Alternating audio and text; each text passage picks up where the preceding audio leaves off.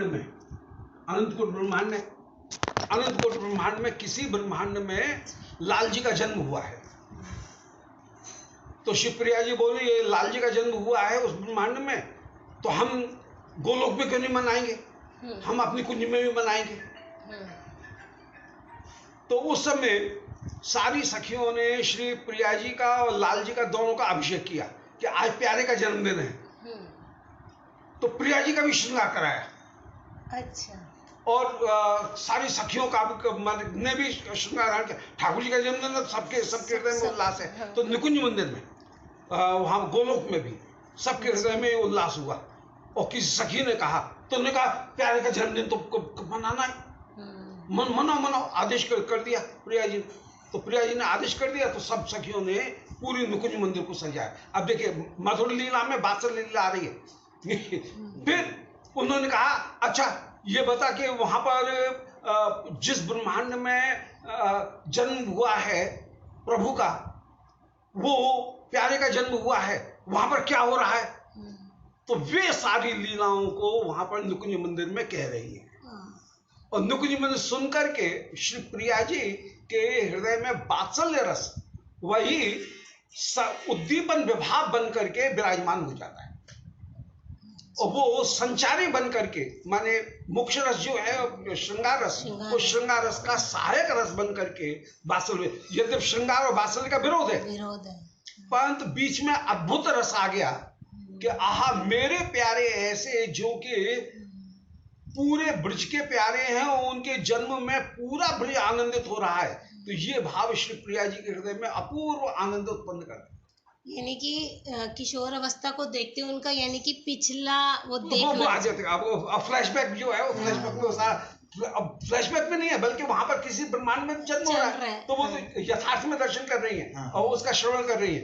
और वे तो दिव्य हैं, तो वहां पर दर्शन भी कर रही है और दर्शन करके आनंदित हो रही है। उनका जो दर्शन करके आनंदित होना है, वो वात्सल्य रस के बीच में, दो विरोधी रसों के बीच में एक रस की स्थिति है कि दो विरोधी रस के बीच में कोई तीसरा रस डाल दिया जाए, विशेष रूप से अद्भुत रस को डाल दिया जाए, तो विरोध का समाप्त हो जाता है और अंगी रस की वृद्धि करने वाला हो जाता है। ये रस की रीति है कि दो विरोध, वात्सल्य जहां होगा वहां श्रृंगार नहीं होगा, जहां श्रृंगार होगा वहां वात्सल्य नहीं होगा, परंतु उनके बीच में अद्भुत रस जब आया तो वात्सल्य रस श्रृंगार रस का पोषक बन जाता है।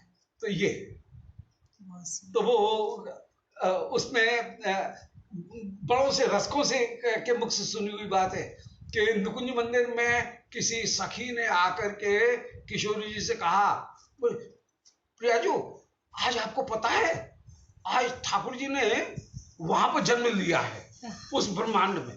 बोले अरे उस ब्रह्मांड में जन्म लिया है तो हम क्यों नहीं मनाएंगे, प्यारे का जन्मदिन है, जल्दी से तैयार करो। और बोले नहीं आज प्यारे का जन्मदिन है, आपको भी तो तैयार करना है। तो प्रिया जी का भी अभिषेक कराया, ठाकुर जी का भी अभिषेक कराया और ठाकुर जी का दूध से अभिषेक कराया।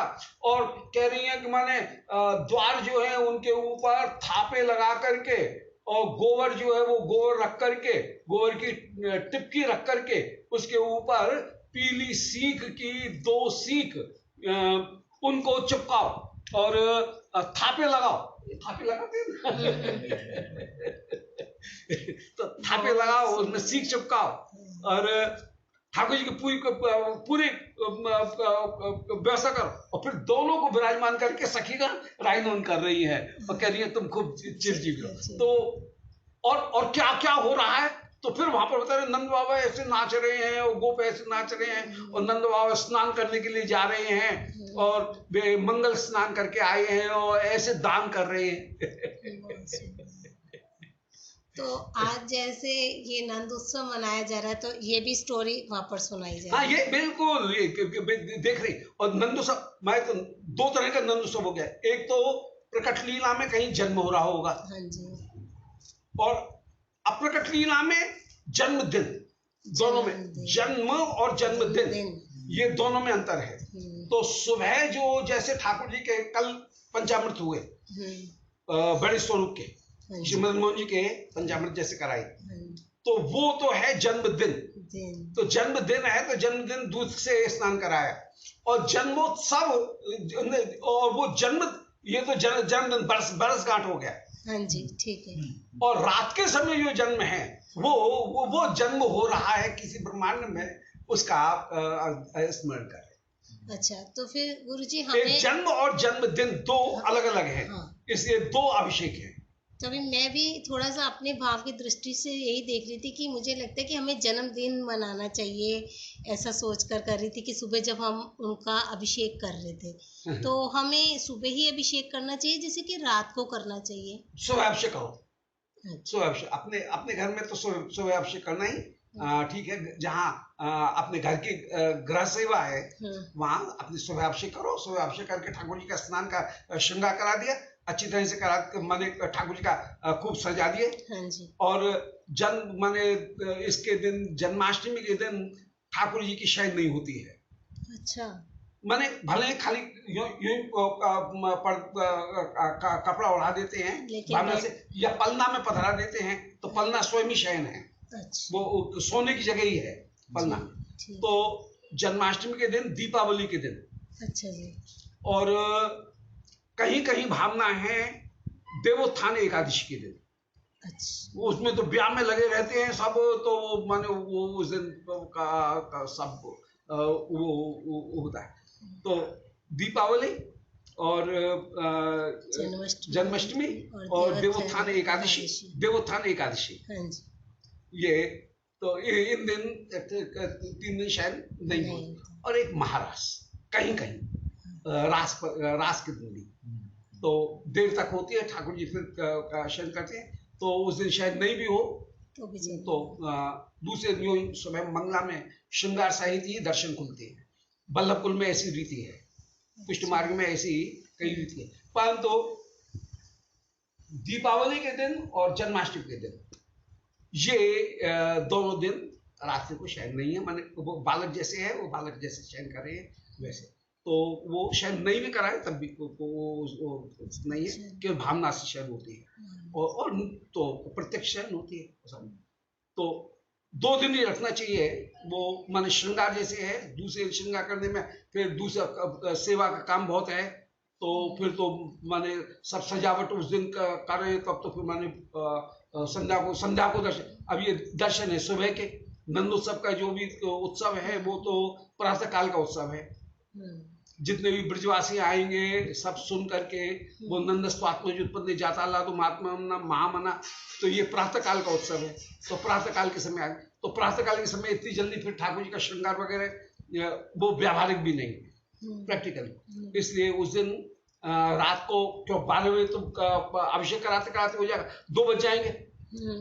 अभिषेक कराएंगे, फिर भोग रखेंगे, फिर महाआरती करेंगे, तो अब इतनी देर हो जाएगी। इसलिए उस दिन श्रृंगार, अगले दिन श्रृंगार तो उस दिन तो, और जन्माष्टमी और दिवाली ये 2 दिन भले वो पहले वाले दिन का श्रृंगारी हो, और केवल ठाकुर जी का दूसरे दिन दर्पण सामने रख करके और दर्पण का स्नान करा दिया जाए। नित्य स्नान जो है उसमें ये जैसे दर्पण को यूं रखा और दर्पण में प्रतिबिंब ठाकुर जी का आ रहा है तो इसके ऊपर जल डाल दी, तो वो उसे स्नान की भावना पूरी हो जाती। सेवा का क्रम जो है वो सेवा क्रम पूरा हो जाता है। और फिर दर्पण से कोई कपड़े से पहुंच दिया तो मान लो ठाकुर जी का अंग पहुंच दिया, श्रृंगार की जो सेवा है वो हो जैसे पूरी ऐसा। परंतु उसमें जो अपनी जो भावना है, वो अपनी भावना यही है कि नुकुंज मंदिर की इस दासी को ठाकुर जी ने उन्हें आदेश प्रदान किया, किशोर जी ने, और अपन मंजरी उस शिवप्रिया लाल दोनों का श्रृंगार करा करके उनको। आज ठाकुर जी का महोत्सव है, राधा रानी के महोत्सव के ऊपर भी खूब, जन्मदिन के ऊपर भी खूब आनंद, और आज के दिन भी खूब आनंद। तो ये और वहां की जो लीला हो रही है उसका भी दर्शन कर रही है, उसका कहीं कहीं वे लीला को सुनती हैं और उसका अभिनय भी जैसे सखीगण करके वहां पर दिखा रहे।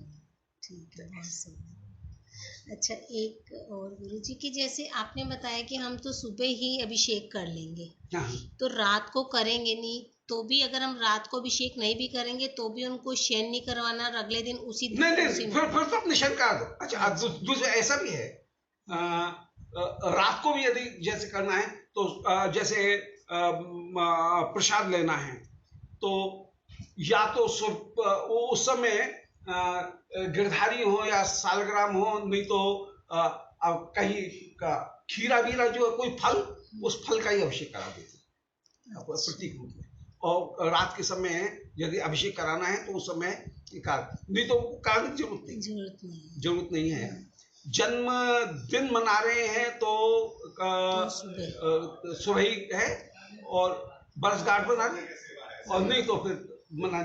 जय हो प्रणाम, विद्युत वरेण्य को प्रणाम, दंडवत, जय जय जय जय जय। और भैया जय जय जय जय जय जय जय। और शास्त्री जी महाराज बिल्कुल, आपको तो बड़ा भाग्य।